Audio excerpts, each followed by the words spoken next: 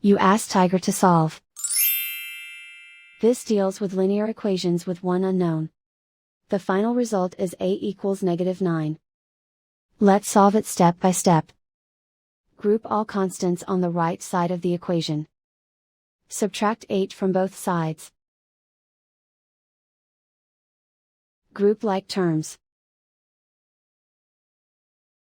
Simplify the arithmetic.